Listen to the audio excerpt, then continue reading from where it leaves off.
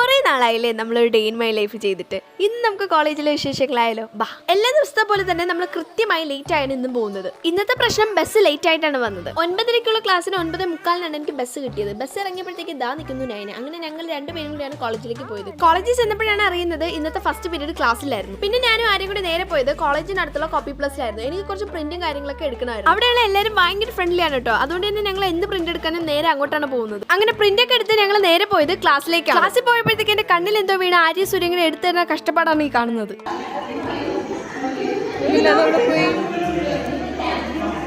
കണ്ണിന്ന് വെള്ളം വരണം.